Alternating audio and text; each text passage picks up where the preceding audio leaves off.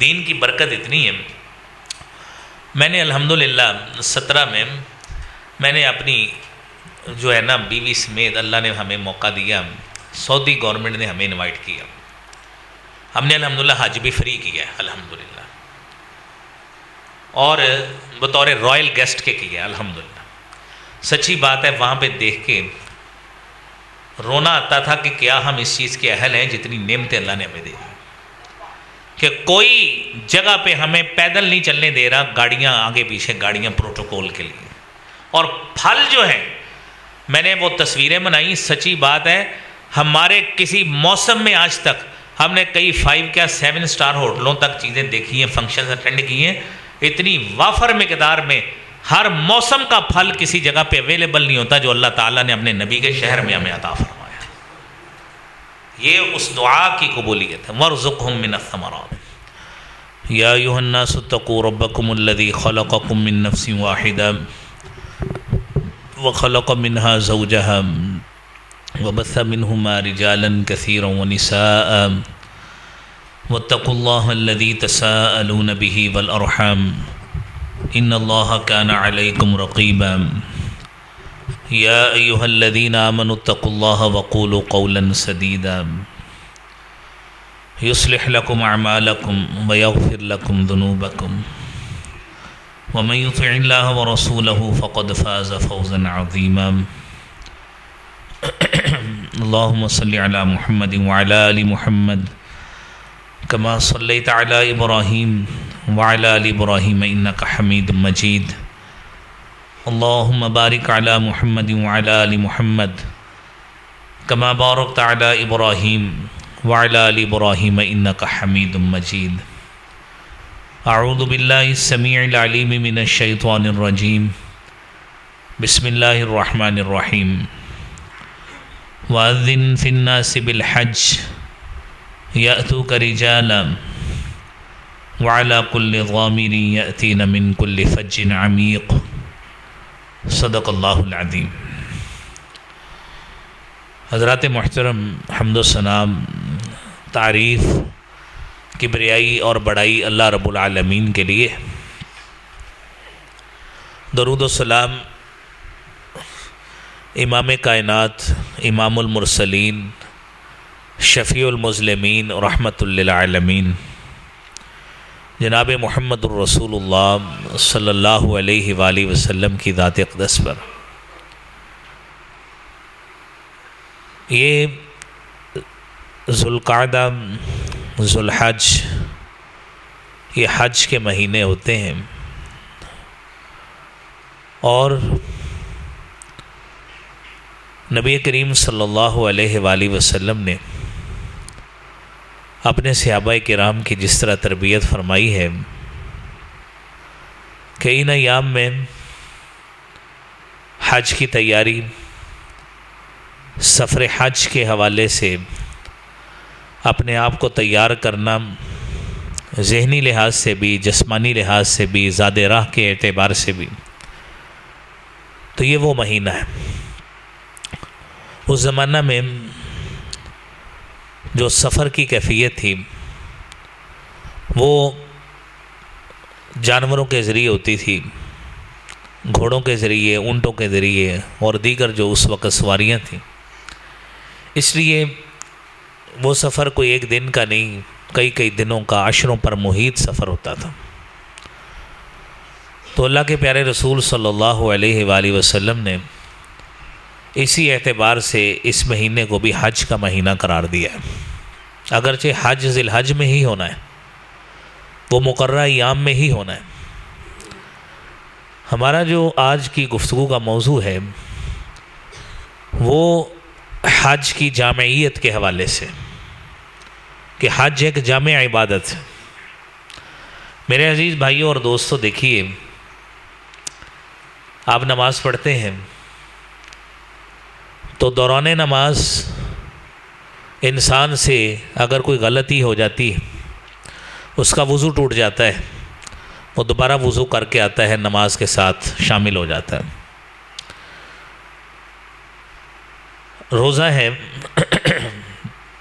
آپ کا روزہ رہ گیا، سفر کی وجہ سے، بیماری کی وجہ سے آپ اگلے سال رمضان آنے سے پہلے کسی بھی وقت روزہ رکھ سکتے ہیں۔ آپ کی نماز رہ گئی ہے تو نماز یہاں پہ رہ گئی، آپ نے سفر آگے کرنا ہے، آپ آگے چلے جائیں، وہاں پہ جا کے نماز پڑھ لیں، آپ کی نماز وہاں پہ بھی ہو جائے گی۔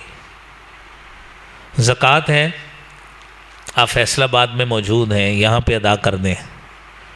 آپ کسی اور شہر میں چلے جائیں، وہاں پہ آپ رہتے ہیں، زکوٰۃ اگر مالی اعتبار سے آپ صاحب نصاب ہیں، وہاں پہ آپ صاحب استطاعت ہوں گے، صاحب نصاب ہوں گے، زکوٰۃ ادا ہو جائے گی۔ لیکن حج کی کچھ خصوصیات ہیں، اس کو اس اعتبار سے جامع کہا گیا ہے کہ نماز بدنی عبادت ہے، روزہ بدنی عبادت ہے، اور زکوٰۃ مالی عبادت ہے، لیکن حج جو ہے وہ بدنی عبادت بھی ہے اور مالی عبادت بھی ہے۔ اس کی وجہ کیا ہے؟ قرآن کریم میں اللہ فرماتے ہیں وَلِلَّهِ عَلَى النَّاسِ حِجُّ الْبَيْتِ مَنِ اسْتَطَاعَ إِلَيْهِ سَبِيلًا وَمَن كَفَرَ فَإِنَّ اللَّهَ غَنِيٌّ عَنِ الْعَالَمِينَ۔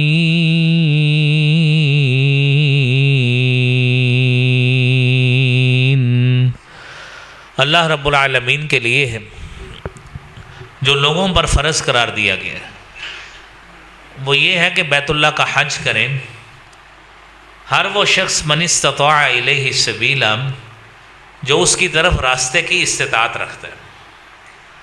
سفر کے پورے اخراجات ہونا، اور پھر صحت کا ہونا، اور پھر اس اعتبار سے کہ راستہ بھی پرامن ہونا، یہ وہ باتیں ہیں جو حج کے ساتھ اس کی شرائط میں شامل ہیں۔ اور وہاں پہ 8، 9، 10، 11 اور 12 کی جو جسمانی لحاظ سے مشقت در مشقت عبادت ہے، اسی مشقت کو جھیلنے کا نام حج ہوتا ہے۔ تو میرے عزیز بھائیوں، اس دور میں آپ دیکھیں کہ اللہ رب العالمین کسی کو مالی وسائل بھی دیں اور پھر جسمانی صحت سے بھی نوازیں، تو وہ شخص کتنا خوش نصیب اور خوش قسمت ہوگا کہ وہ اللہ رب العالمین کے گھر کی زیارت کے لیے جا رہا ہو تو اس کے لیے کسی سعادت سے کم نہیں۔ دنیا میں کئی ایسے لوگ موجود ہیں، کئی ایسے دنیا دار موجود ہیں کہ جن کے پاس ملینز کے یا بلینز کے خزانے موجود ہیں، ٹریلینز کے بھی خزانے موجود ہوں گے، لاکھوں کروڑوں اربوں کے خزانے موجود ہیں، لیکن وہ ہر سال دبئی کا بھی ٹور کریں گے، یورپ کا بھی ٹور کریں گے، اور یورپ کے مختلف ممالک میں سیر کر کے آئیں گے، اور مختلف جزیروں کا رخ کر کے اپنی طبیعت کو بہلا کے آئیں گے، لیکن انہیں حج کی توفیق نہیں ہے، انہیں حج کی توفیق نہیں ہے۔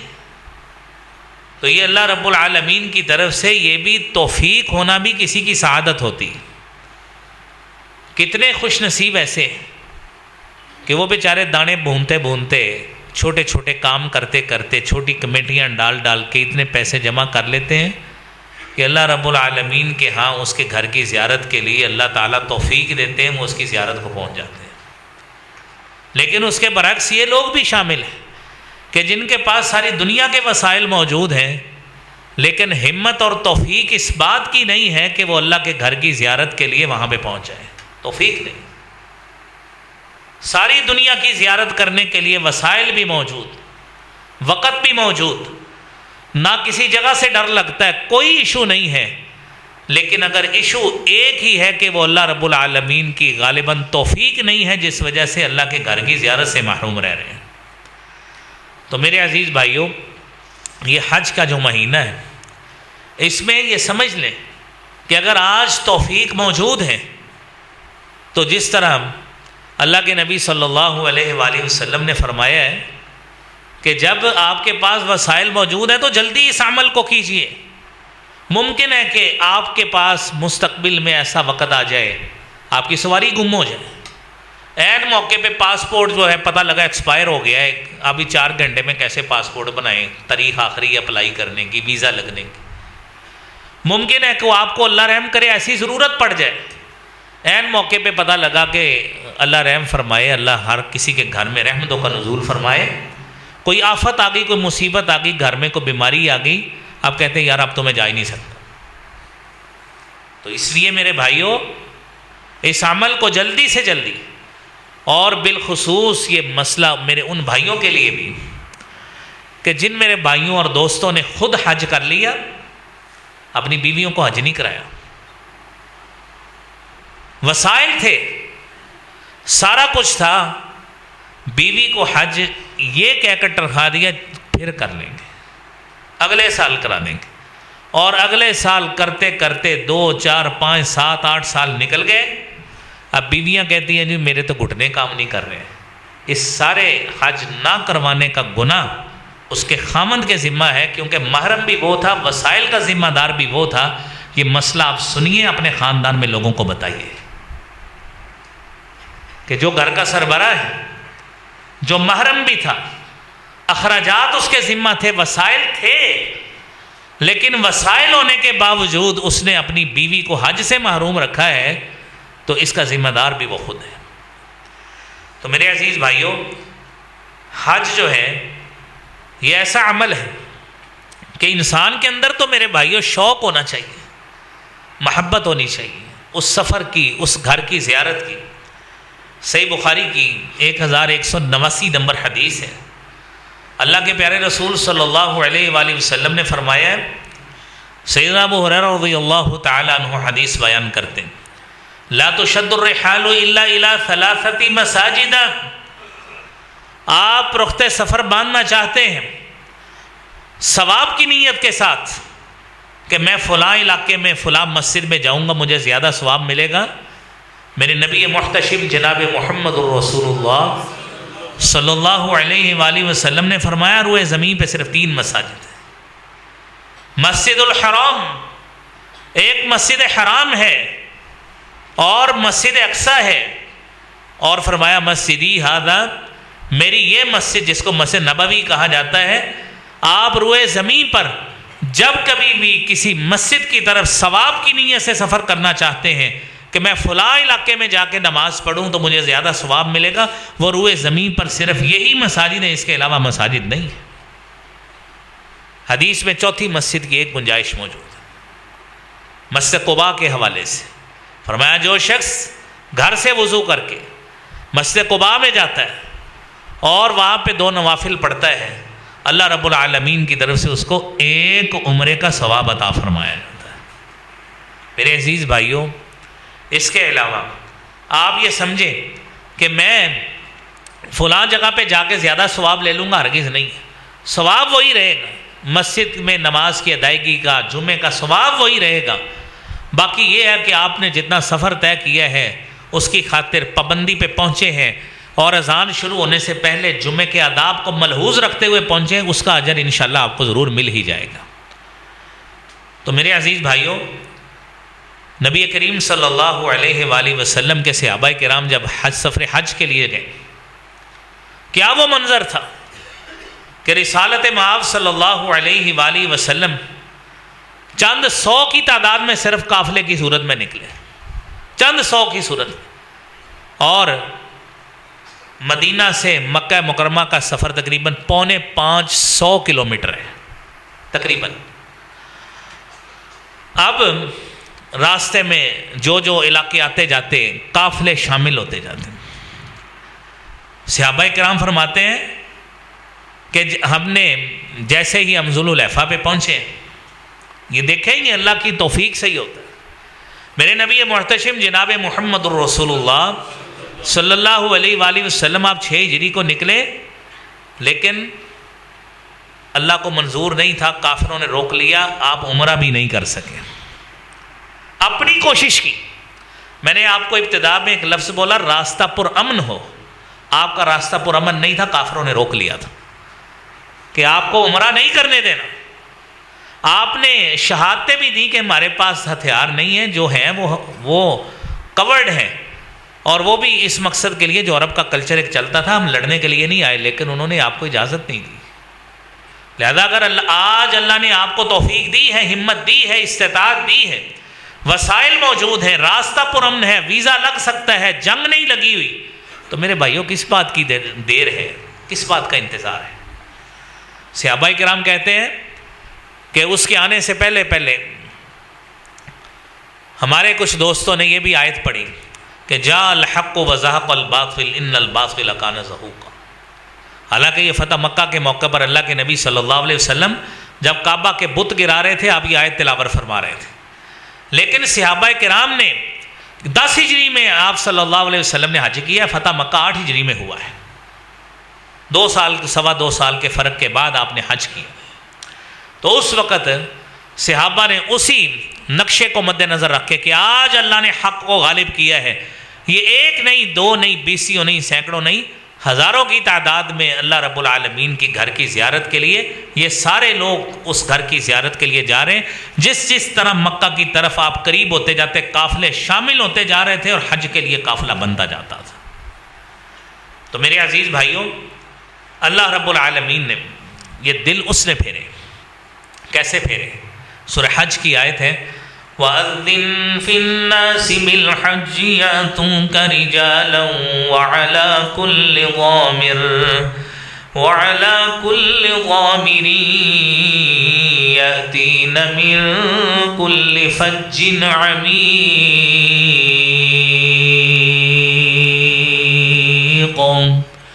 آپ اعلان کر دیجئے، لوگوں میں حج کا اعلان کر دیں. حضرت ابراہیم علیہ السلام کو جب یہ حکم دیا کہ آپ اعلان کریں، اور وہی اعلان جناب محمد الرسول اللہ صلی اللہ علیہ وآلہ وسلم نے بھی کیا لوگوں کو ترغیب دینے کے لیے. اللہ نے فرمایا آپ اعلان تو کریں. یأتوک رجالا، اس گھر کی اٹریکشن اور محبت اتنی ہے کہ میں خالق کائنات رب العالمین جس کا یہ گھر ہے، میں لوگوں کے دلوں میں ایسی محبت ڈال دوں گا. یأتوک رجالا، یہ آپ کے پاس پیدل بھی آئیں گے. وعلی کل ضامر، یہ دبلی پتلی سواریوں پہ آئیں گے. من کل فج عمیق، دور دراز کے علاقوں سے. میرے بھائیوں اس کا آج عملی ثبوت دیکھ لیں، عملی ثبوت. مشرق کا آخری ملک آسٹریلیا بر اعظم، اس کا آخری جزیرہ نیوزی لینڈ کے علاقے ہیں، وہاں سے لے کر مغرب کا آخری ملک الاسکا کی جو شمالی امریکہ پہ کینیڈا سے بھی آخر میں ہے، الاسکا کی اسٹیٹ سے، وہاں تک سارے ملکوں درمیان میں. آپ شمال میں چلے جائیں، ہانگ کانگ جاپان کی طرف ادھر چلے جائیں. جنوب میں آخری ملک ساؤتھ افریقہ کا ہے، وہاں پہ چلے جائیں. آپ کو ساری جگہ پہ جہاں پہ بھی مسلمان ہیں اس کے دل میں ایک تڑپ نظر آئے گی کہ میں نے بیت اللہ کی زیارت کرنی ہے. یہ میرے بھائیوں نبوت کی تجلیات کا عملی مظہر ہے کہ اس خالق کائنات نے ہر مسلمان کے دل میں اس گھر کی زیارت کی محبت ڈال دی. تو میرے عزیز بھائیوں، نبی کریم صلی اللہ علیہ وآلہ وسلم کے آپ نے تو یہ کام کیے. اللہ اکبر. حضرت ابراہیم علیہ السلام جب اپنی بیوی کو اور بیٹے کو بے آب و گیا زمین میں ادھر چھوڑا ہے نا مکہ کے پاس، تو اللہ سے دعا کر رہے ہیں. سورہ ابراہیم کی آیت ہے 37 نمبر. ربنا انی اسکنت من ذریتی بواد غیر ذی زرع عند بیتک المحرم ربنا لیقیموا الصلاة فاجعل أفئدة من الناس تهوي إليهم وارزقهم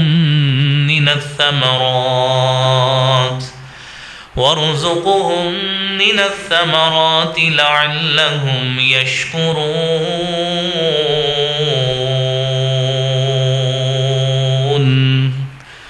میرے بھائیوں کتنی پیاری آیت ہے، کتنا پیارا سبق اور درس ہے اس آیت میں. کاش ہم اس بات کو سمجھ لیں. ربنا انی اسکنت من ذریتی، ابراہیم علیہ الصلوۃ والسلام اللہ سے مانگ رہے ہیں، دعا کر رہے ہیں، اے اللہ انی اسکنت من ذریتی بواد غیر ذی زرع، اللہ میں نے اپنی اولاد میں سے یہاں پہ لا کر ایک ایسی جگہ پہ چھوڑا ہے، انہیں آباد کیا ہے، غیر ذی زرع، جہاں پہ زراعت کا نام و نشان نہیں ہے۔ تصور کریں، ہم آج مکان لینا ہو، دکان لینی ہو، ہم کئی اینگل سے سوچتے ہیں یار یہ دکان لے لیں، 5 سال گزرے کہ ڈبل قیمت ہو جانی ہے اس کی، تجارتی پوائنٹ آف ویو سے مکان لیتے ہیں، فلاں جگہ کے لیں، لوکیشن یہ ہونی چاہیے، اتنا ریٹ بڑھ جاتا ہے۔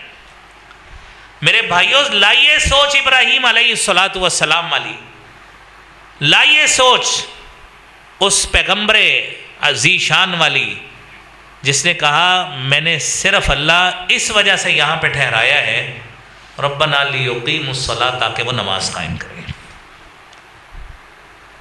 آج لیجئے مساجد کے پاس مکان، مساجد کے پاس پلاٹ لیجئے، اس سنت کو مد نظر رکھتے ہوئے کہ مسجد کے پاس اس لیے لینا ہے اولاد نمازی بنے، انشاءاللہ آپ کا ایک ایک لمحہ اللہ کریم نیکیوں میں لکھتے جائیں گے۔ یہ سوچ پیدا کیجیے۔ دکان لیجئے مسجد کے پاس، تاکہ آپ بھی، آپ کے ملازمین بھی جائیں مسجد میں۔ یہ آیت ہمیں یہ سبق سکھاتی، اور ساتھ دعا کیا کر رہے ہیں؟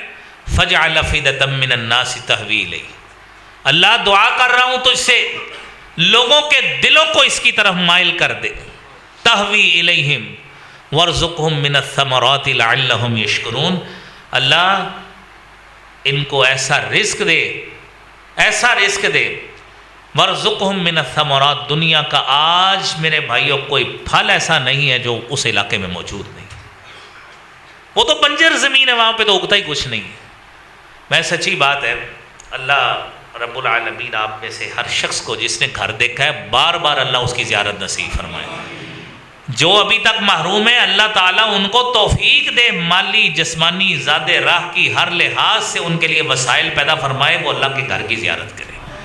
میرے بھائیوں دیکھیں دین کی برکت اتنی ہے، میں نے الحمدللہ 17 میں نے اپنی جو ہے نا بیوی سمیت اللہ نے ہمیں موقع دیا، سعودی گورنمنٹ نے ہمیں انوائٹ کیا، ہم نے الحمدللہ حج بھی فری کیا ہے الحمدللہ، اور بطور رائل گیسٹ کے کیا ہے الحمدللہ۔ سچی بات ہے وہاں پہ دیکھ کے رونا آتا تھا کہ کیا ہم اس چیز کے اہل ہیں جتنی نعمتیں اللہ نے ہمیں دے دی، کہ کوئی جگہ پہ ہمیں پیدل نہیں چلنے دے رہا، گاڑیاں آگے پیچھے، گاڑیاں پروٹوکول کے لیے، اور پھل جو ہیں میں نے وہ تصویریں بنائی، سچی بات ہے ہمارے کسی موسم میں آج تک ہم نے کئی 5 یا 7 اسٹار ہوٹلوں تک چیزیں دیکھی ہیں، فنکشنز اٹینڈ کی ہیں، اتنی وافر مقدار میں ہر موسم کا پھل کسی جگہ پہ اویلیبل نہیں ہوتا جو اللہ تعالیٰ نے اپنے نبی کے شہر میں ہمیں عطا فرمایا۔ یہ اس دعا کی قبولیت ہے، وَارْزُقْهُم مِّنَ الثَّمَرَاتِ، ور اللہ ان کو پھلوں سے رزق دے۔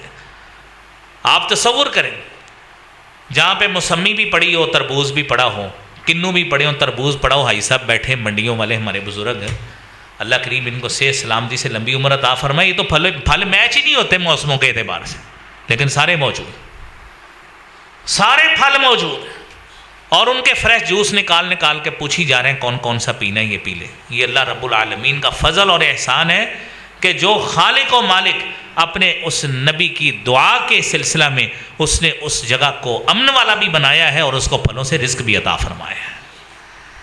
تو میرے عزیز بھائیوں، حضرت ابراہیم علیہ الصلوۃ والسلام نے جب اس کی دعا کی، اس کے لیے پرامن ہونے کی دعا کی، وَإِذْ قَالَ إِبْرَاهِيمُ رَبِّ اجْعَلْ هَذَا بَلَدًا آمِنًا وَارْزُقْ أَهْلَهُ مِنَ الثَّمَرَاتِ مَنْ آمَنَ مِنْهُمْ بِاللَّهِ وَالْيَوْمِ الْآخِرِ قَالَ وَمَنْ كَفَرَ فَأُمَتِّعُهُ قَلِيلًا ثُمَّ أَضْطَرُّهُ إِلَى عَذَابِ النَّارِ وَبِئْسَ الْمَصِيرُ۔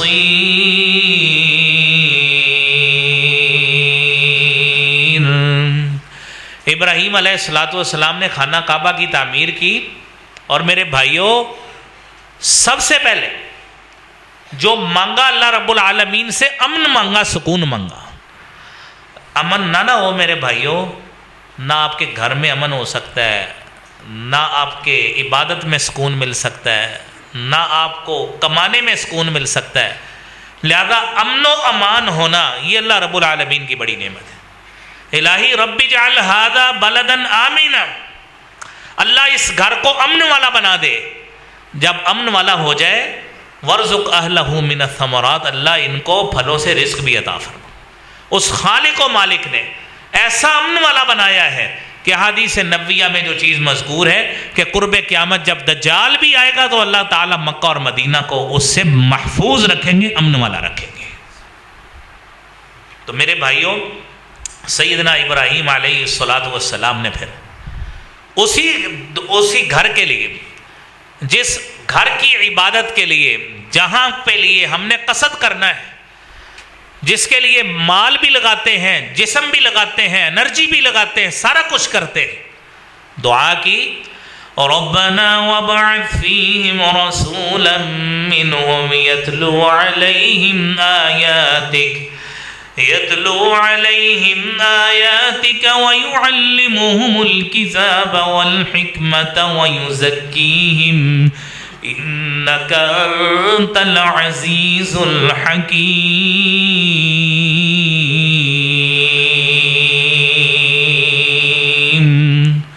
اے اللہ، یہ جو گھر ہے نا، جس کو ان اول بیت وضع للناس للذی ببکہ کہا گیا ہے کہ لوگوں کے لیے، خالق کائنات کی عبادت کے لیے سب سے پہلا گھر جو روئے زمین پہ بنایا گیا وہ مکہ شہر ہے۔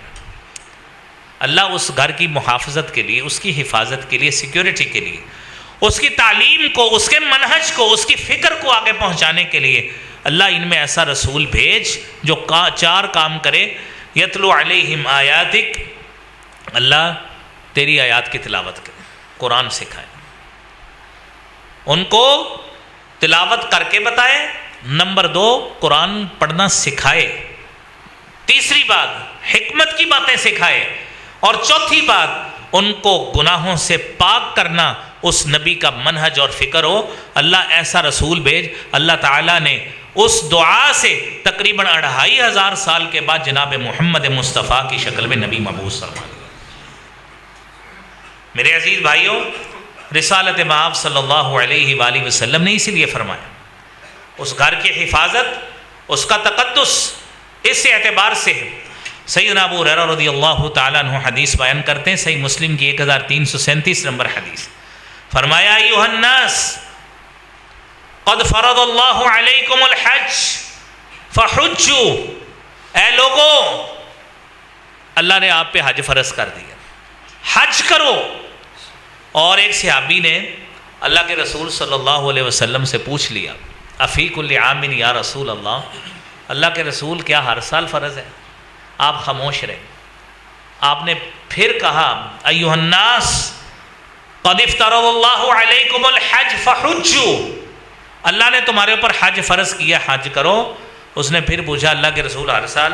آپ نے تیسری مرتبہ کہا، اس نے پھر وہی بات کہی، آپ کو غصہ آ گیا، آپ امت کے لیے اتنے حلیم تباہ تھے، فرمایا اگر میں ہاں کر دیتا تمہارے اوپر فرض ہو جاتا، تم سے کبھی حج نہیں ہونا تھا۔ میرے بھائیوں، ہم تو 5 وقت کی نماز نہیں مسجد میں پڑھنے آتے، 5 وقت کی نماز گھر میں ہمارے 5 6 افراد نماز پڑھنے والے مسجد میں آنے والے ہوتے ہیں۔ آپ خود ہی، میں کسی کا نام کیوں لوں، ہم خود سارے اس کا حصہ ہے۔ آپ خود تصور کیجئے ہم کتنے لوگ نماز پڑھنے آتے ہیں، کتنے لوگ نماز پڑھتے ہیں۔ اپنے اپنے علاقے کی مساجد کا اہتمام کر لیں، وہاں کا دیکھ لیں۔ چلیں جمعے میں کوئی شخص کوئی دوسرے محلے سے، کالونی سے آتا ہے، آپ اس کی کیلکولیشن نکال کے چیک تو کریں کہ ہم کتنا مسجد سے محبت کرتے ہیں۔ اب تم نمازیں نہیں پڑھتے، ہم نے حج کدھر کرنا تھا؟ تو اس لیے ہمارے لیے فریضہ حج زندگی میں ایک مرتبہ رکھا گیا۔ اور نبی اکرم صلی اللہ علیہ وسلم نے فرمایا، سنن ابن ماجہ کی 2883 نمبر حدیث، سیدنا فضل بن عباس رضی اللہ تعالیٰ عنہ حدیث بیان کرتے ہیں، فرمایا من اراد الحج، جس شخص کا حج کا ارادہ ہو، فلیتعجل، اس کو جلدی کرنا چاہیے. فَإِنَّهُ قَدْ يَمْرَضُ الْمَرِيضُ وَتَضِلُّ الضَّالَّةُ وَتَعْرِضُ الْحَاجَةُ. 3 معاملات میں سے کوئی بھی معاملہ پیش آ سکتا ہے. آج وسائل موجود ہیں, حج کر لیجئے. انہو قد یمرض المریض, اللہ رحم فرمائے اگلے سال کوئی شوگر بی پی کوئی ایسی بیماری لاحق ہو جائے کہ آپ ہلنے کے بھی قابل نہ ہوں. وَتَضِلُّ الضَّالَّةُ, آج پیسے ہیں, اگلے سال اللہ رحم فرمائے پیسے جمع کرانے جا رہے ہوں, ڈاکو لوٹ لیں, آپ کہیں میرے پاس تو پیسے ختم ہو گئے, سواری گم ہو گئی, فلائٹ اتنے بجے تھی آپ پہنچ نہیں سکے, راستے میں کسی جگہ پہ اٹک گئے, گاڑی خراب ہو گئی یا کوئی مرض بن گیا, کوئی مسئلہ بن گیا, کئی مسائل ہو سکتے. اور آپ نے فرمایا وَتَعْرِضُ الْحَاجَةَ, کوئی ضرورت پڑ سکتی. تو میرے بھائیوں اس لیے اس عمل کو جلدی سے جلدی میرے بھائیوں کرنے کی کوشش کریں. اور وہ لوگ جن کی اولادوں کے اکٹھے کام ہیں اپنے والدین کے ساتھ, ہمارے پاس ماشاءاللہ یہاں پہ سینکڑوں لوگ ماشاءاللہ جمعہ پڑھتے ہیں, میری بہنیں خواتین بھی اوپر جمعہ پڑھتی ہیں. یہ مسئلہ سمجھیں کہ جن کے کاروبار اولاد کے ساتھ اکٹھے, اور اولاد کے ساتھ اکٹھے کاروبار والوں کے لیے خصوصی سبق یہ ہے کہ اپنی جو اولاد جس نے حج نہیں کیا, بچہ آپ کے ساتھ کام کر رہا ہے, اس کو فوری حج کروائیں, اس کو فوری حج کروائیں. کیوں آپ اس فرض سے محروم رہ کے اپنے لیے کیوں اللہ کی ناراضگی کا سبب بن رہے ہیں؟ آپ عمرے 1 سال میں 5, 6, 10 بھی کر لیں, اس کا کوئی فائدہ نہیں ہوگا اگر آپ نے اپنے اس بچے کو محروم رکھا ہے جو آپ کے ساتھ کام کرتا ہے, کیونکہ وہ آپ پہ ڈیپینڈنٹ ہے, چاہے وہ 2, 4, 5 بچوں کا باپ ہے. اگر کاروبار آپ کا اکٹھا ہے تو حاجی صاحب پہ ذمہ داری ہے, فرض ہے ان کے اوپر کہ اس بچے کو بھی حج کروائیں.